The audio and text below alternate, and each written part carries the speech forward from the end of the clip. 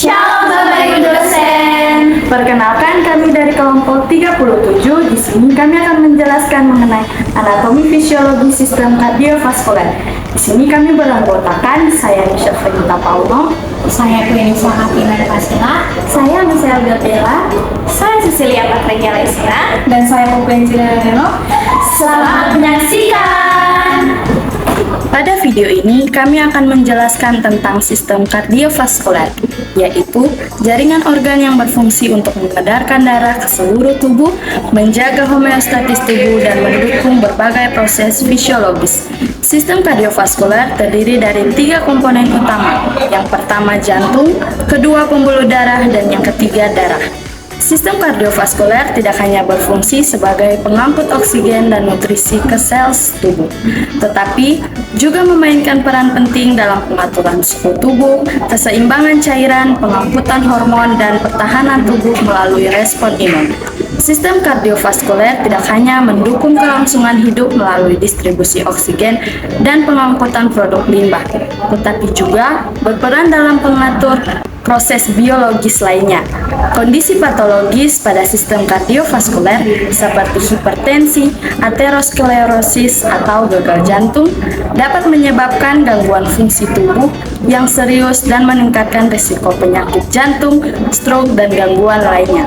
Oleh karena itu, pemahaman yang baik tentang anatomi dan fisiologi sistem kardiovaskuler penting untuk mencegah dan pengobatan penyakit-penyakit tersebut. Anatomi jantung. Jantung adalah organ berotot berukuran sekepal tangan.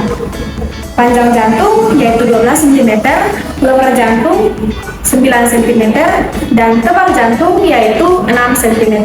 Massa rata-rata jantung pada pria yaitu 300 gram, sedangkan pada wanita yaitu 250 gram. Dinding jantung terdapat 3 lapisan. Yang pertama yaitu lapisan epikardium. Lapisan ini merupakan lapisan terluar dari jantung. Namun harus diketahui juga bahwa walaupun lapisan epikardium merupakan lapisan terluar, terdapat lapisan terluarnya yaitu lapisan perikardium. Nah, lapisan perikardium ini dia dikatakan lapisan terluar karena dia langsung menempel pada dinding dada dan selaput paru. Yang kedua yaitu lapisan miokardium atau yang biasanya disebut dengan otot jantung. Nah, lapisan ini dia berada di bagian tengah jantung. Lapisan ini dia memiliki kemampuan untuk berkontraksi dan berperan dalam mengantarkan stimuli dan listrik jantung untuk berkontraksi. Yang ketiga yaitu lapisan endokardium. Nah, lapisan endokardium ini dia yang membentuk setiap katup-katup jantung. Selanjutnya yaitu letak jantung. Jantung terletak di atas diafragma di garis tengah rongga toraks atau rongga dada. Di bagian dalam media sternum yang memanjang dari sternum hingga kolum vertebra atau tulang punggung hingga ke paru-paru. Jantung memiliki 4 ruangan, yaitu 2 atrium dan 2 ventrikel yang berperan dalam transport darah yang kaya akan oksigen dan darah yang miskin akan oksigen atau karbon dioksida, yang kemudian darah tersebut akan ditransportkan ke paru-paru kemudian ke seluruh tubuh. Nah, masing-masing ruangan jantung ini memiliki fungsinya sendiri. Yang pertama yaitu atrium kanan. Atrium kanan ini menerima darah yang kaya akan karbon dioksida dari seluruh tubuh melalui vena cava superior, vena cava inferior, dan sinus koronari. Vena-vena ini selalu mengembalikan darah ke jantung. Kemudian ini merupakan septum. Septum ini yang membagi antara atrium kanan dan atrium kiri.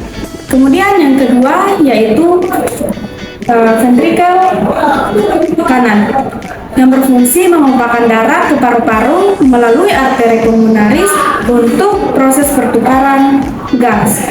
Kemudian selanjutnya yaitu atrium kiri yang berfungsi menerima darah yang kaya akan oksigen dari paru-paru melalui vena pulmonaris. Yang terakhir yaitu ventrikel kiri. Ventrikel kiri berfungsi memompakan darah ke seluruh tubuh melalui aorta. Di jantung terdapat 4 katup. Katup pertama adalah katup tricuspid yang berada di antara atrium kanan dan juga ventrikel kanan. mengalirkan darah terdioksigenasi dari atrium kanan menuju ke ventrikel kanan. Selanjutnya adalah katup pulmonaris yang berada di antara ventrikel kanan dan juga arteri pulmonaris, mengalirkan darah dari ventrikel kanan menuju ke arteri pulmonaris. Selanjutnya adalah katup vicus vein yang berada di antara atrium kiri dan juga ventrikel kiri, mengalirkan darah beroksigen dari atrium kiri menuju ke ventrikel kiri. Selanjutnya adalah katup aorta yang berada di antara ventrikel kiri dan juga aorta, mengalirkan darah beroksigen dari ventrikel kiri menuju ke aorta. Di jantung terdapat 6 pembuluh darah, yaitu vena cava superior dan vena cava inferior, mengalirkan darah terdioksigenasi dari seluruh tubuh menuju ke atrium kanan. Vena cava superior berasal dari kepala, leher, dada, dan juga extremitas atas. Sedangkan vena cava inferior berasal dari abdomen, pelvis, dan juga extremitas bawah. Selanjutnya adalah arteri pulmonaris kanan dan arteri pulmonaris kiri, mengalirkan darah terdioksigenasi dari ventrikel kanan menuju ke paru-paru untuk pertukaran gas. Selanjutnya adalah vena pulmonaris kiri dan vena pulmonaris kanan, berasal dari paru-paru menuju ke atrium kiri. Darah yang diedarkan yang berasal dari paru-paru menuju ke atrium kiri dan mengandung oksigen untuk diedarkan ke seluruh tubuh. Selanjutnya saya akan membahas tentang fisiologis jantung sebagai pompa sirkulasi dan bagaimana oksigen ditransport di dalam tubuh. Pertama, kita akan bahas tentang jantung sebagai pompa sirkulasi. Jantung adalah organ yang berfungsi sebagai pompa untuk mengalirkan darah ke seluruh tubuh. Dengan adanya pompa dari jantung, darah bisa membawa oksigen dan nutrisi ke seluruh tubuh. Dalam tubuh manusia terdapat 2 sirkulasi darah, yaitu sirkulasi pulmonal dan sirkulasi sistemik. Kita akan membahas yang pertama sirkulasi pulmonal, yaitu aliran darah antara jantung dan paru-paru. Proses ini dimulai ketika darah dari seluruh tubuh yang banyak mengandung karbon dioksida kembali ke jantung melalui vena cava superior dan vena cava inferior. Darah tersebut masuk ke dalam atrium kanan.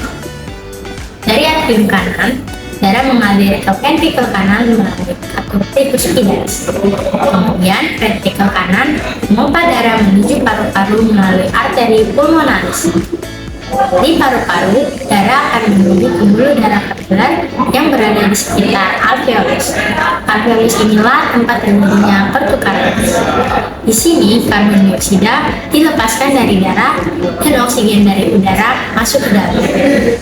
Setelah darah yang kaya oksigen, darah akan mengalir kembali ke jantung melalui vena pulmonaris.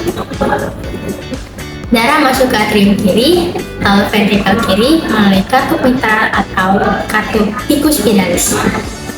Selanjutnya kita akan membahas sirkulasi sistemik. Pada sirkulasi ini, darah yang kaya oksigen dipompa dari ventrikel kiri menuju aorta. Dari aorta, darah akan mengalir ke seluruh tubuh melalui pembuluh arteri sampai ke pembuluh yang paling kecil, yaitu kapiler.